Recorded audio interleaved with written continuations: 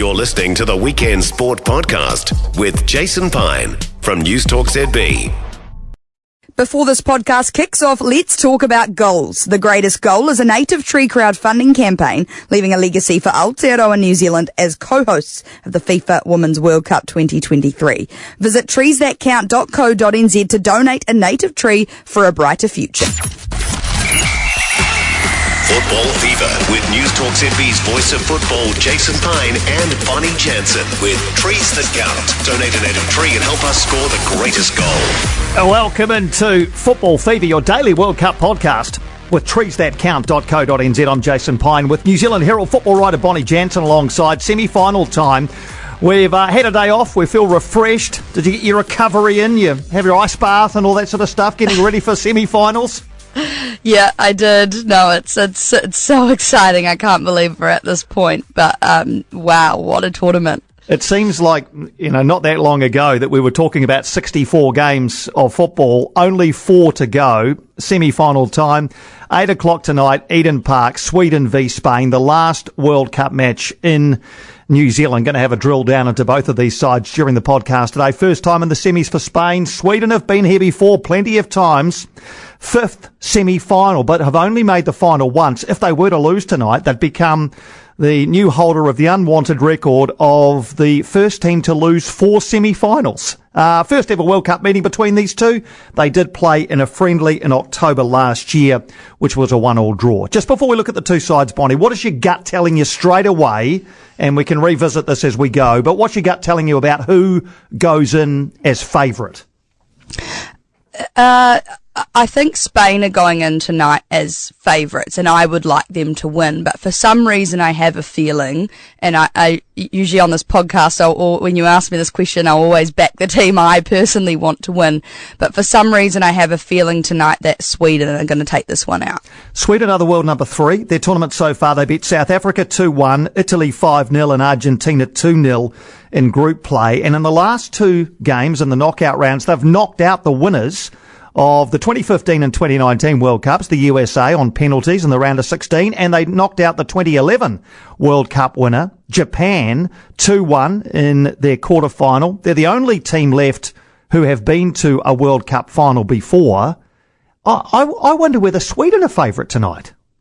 Well, they are favourites, and you could argue that, but the TAB has them as 4th favourites to win the tournament out of the final 4, which is kind of odd considering their ranking is the highest out of the 4 remaining teams. So I saw that too. I thought that was odd because I kind of feel like Sweden have got better and better. I mean, the Italy game, they put 5 past Italy, but Italy weren't great that night. They kind of huffed and puffed a bit against South Africa in the first game. They needed, millimetres to get past the USA on penalties. They were good against Japan, I thought. So maybe I feel like they're coming right at the right time.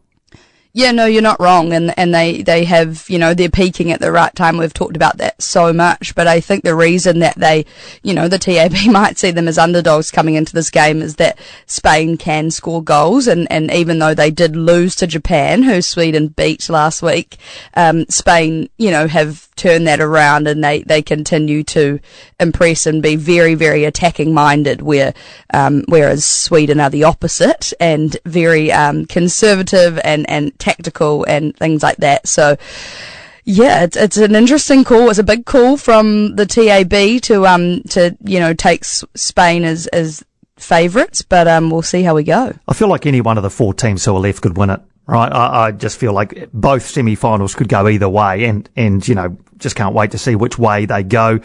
Sweden's current team has been labelled a bit of a golden generation in their nation's history of women's football, but they haven't really lived up to that just yet. They nearly won the gold medal at the Olympics in Tokyo, lost to Canada in the final. They've kind of gone through this tournament, using physicality as a weapon. Their leading goal scorer is their centre-back, Arsenal defender Amanda Ilestedt. 4 goals, all from set pieces. She's only had 9 shots in total. 4 of them are gone in. But they are a weapon at set piece time. And I guess, again, tonight we'll have the physical presence that might cause problems for Spain. Well, tactically, Sweden are very good. And as we saw against Japan, they were very organised, and against the US. They were stronger, they were bigger than the Japanese team. There's no doubt about that. I don't think they'll be able to use that as much to their advantage tonight. Spain are very technical, and they have a lot of flair, and they'll be bringing that. So I think the key for Spain to get out of this game is being able to adjust to, Sweden's very, very well organised backline, just kind of going with that and doing what they do best and trying to find the net. So, it'll be a good matchup of two very, very different looking teams. You talk about the Swedish backline and goalkeeper, of course. Zasira Musovic has been one of the players of the tournament. I think, odds on to win the Golden Glove as the goalkeeper of the tournament. Just 2 goals conceded. What was the game when was it the USA game, wasn't it? When she just kept the United States at bay again and again and again. So she'll have a big part to play. As might Swedish winger Fridolino Rolfo. She plays her club football in Spain for Barcelona. So 9 of her teammates are in the Spanish squad. I see she did her media yesterday. She said, I've been cheering for them in every game and sending messages of congratulations. I want them to go far in this tournament, or I did. I think they've now gone far enough. So Fridolina Rolfo wants to get one over her teammates. I mean, that inside knowledge, I know that you can look at all the video and that these days, but she'll have a bit of intimate knowledge having all of those players in her team. Plus, I think most of the rest of the Spanish side play for Real Madrid, and she would have played against them a bunch of times. So she might be a little bit of inside, have a bit of inside knowledge. Yeah, no, exactly. And that we've seen a lot of that in the crossover of teams and club teammates this tournament, and it definitely works in your favour. But when you're at a World Cup, it's a different mindset, and you can't read too much into the opposition, and you're more focused on your own game and getting through it yourself. So, different game from club, but definitely a big help. Did you see the Swedish coach after his media conference yesterday? Did you catch this? As he went to leave the media conference, and instead of going out the exit door, he went into the broom cupboard. Oh, classic. Yes. Oh, well, it's not a good start, is it? He quickly realised that once he opened the door and it was just full of cleaning products that he was in the wrong place. Yeah, I thought that was good. And a highlight, if you can call it that, of every Swedish victory is that when they win, they play an ABBA song. Yep, love it. I can see that. That's great. All right. It's brilliant. But so do England. They love their ABBA as well, I've heard, so... Wow, so if it's an England-Sweden final then, regardless of who wins, we might be getting a bit of what? Waterloo or Knowing Me, Knowing You or something That's similar. It. Dancing Queen. Nothing wrong with it. All right, that's Sweden. We'll be back in a sec to look at Spain's chances. While this podcast takes a halftime break, let's talk about The Greatest Goal, a crowdfunding campaign leaving a legacy for Aotearoa New Zealand as co-hosts of the FIFA Women's World Cup 2023 by asking fans to donate a native tree. Each native tree costs just $10, and whether you donate one or many, you'll be contributing to amazing restoration projects across Aotearoa. Visit treesthatcount.co.nz to donate a native tree and help us score the greatest goal. Looks like we're ready to kick off the second half. The Football Fever Podcast with Jason Pine and Bonnie Jansen with Trees That Count. Donate a native tree and help us score the greatest goal. Spain, world number 6, they beat Costa Rica 3-0 and Zambia 5-0 in pool play. Then came crashing down with that 4-0 loss to Japan, but then quickly got back on the horse, beat Switzerland 5-1 in the round of 16 and got past the Netherlands 2-1 in extra time in Wellington in their quarter-final. They'd never made the quarter-finals before, let alone the semis in their 2 previous World Cup appearances. This comes a year after their extra time quarter-final exit to eventual winners England at Euro 2022. How do you summarise Spain's tournament up till now? Well, they've scored a lot of goals, and that's why I think they're favourites going into this match. They know how to score. They've scored some incredible goals, and most of their games, even their massive loss to Japan, they've dominated possession. And so I think those stats alone is why they come in as likely to win it. in saying that, yes, they had their big loss to Japan, but their wins have been more convincing than what Sweden's have. And they've bounced back from that game, that loss to Japan. I think, you don't want to have a smooth sailing tournament and everything going perfect. You want to, be able to bounce back and learn from, what to do better. So that's, I don't know. It's an interesting tournament, but Spain have done well to get to this point. In many ways, they've punched well above their weight and exceeded expectations, because they came into this tournament with a real cloud of doubt hanging over them. A feud between the coach, Jorge Vilda. He's been in charge for 7 or 8 years now. A bunch of senior players said they wouldn't come to the World Cup if he was the coach. Some haven't come because he's the coach. The Spanish Football Federation threw their full support behind the coach, and as I say, some players didn't come as a result. I know there's a feeling around. I don't know. Did you see after the win over the Netherlands, none of the players celebrated with their coach? It was just like by himself.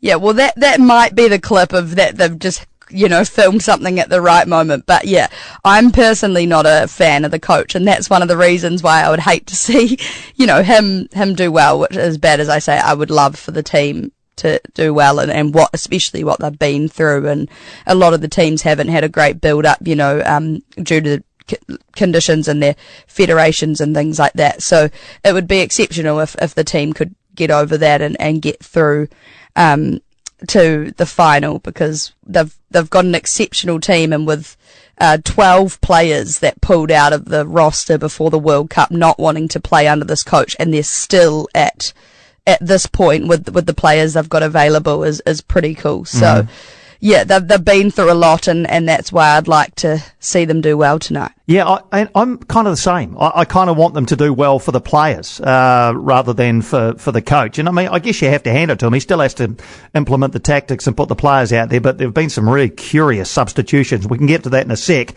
But the hero for Spain in the quarterfinals, teenager Selma Parahuelo. Did you meet her the other night? I saw you fangirling with her. I did meet her, Piney. It was pretty cool. We saw a few Spanish players down there, and to be fair, I will admit I didn't recognise some of them, but as soon as I saw Selma, I definitely recognised her, and me and my 10-year-old cousin were like, hello, can we get a photo? I'm not very good at that stuff. I would rather be, want to be cool and just be like, hey, how are you? But, yeah, I couldn't miss that opportunity, and we asked for a photo. I don't think she understood any of our English, but that's all right. I think she probably, if you just sort of gestured with your phone and then sort of stood around her while somebody else took the photo, it quickly landed on my phone as well. It was great to see Spain out and about.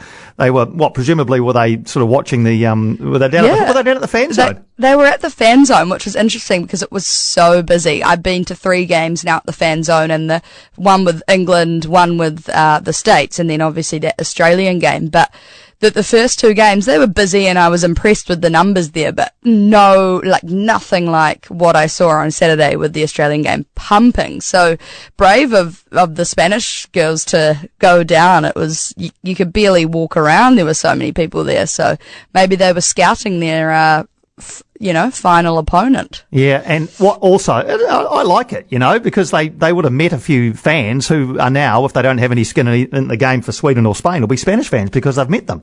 I think that's great. Aitana Bonmati has been superb for Spain, 3 goals, 2 assists, but I heard that, when she came off against the Netherlands, and that almost backfired on Jorge Vilda taking her off when they were 1-0 ahead, and all of a sudden it's 1-1 and Bonmati's off, that she had a little injury niggle. I've read a couple of articles. When I say I read them, I've Google translated them, and it feels as though she's going to be okay. But how key is Aitana Bonmati to Spain?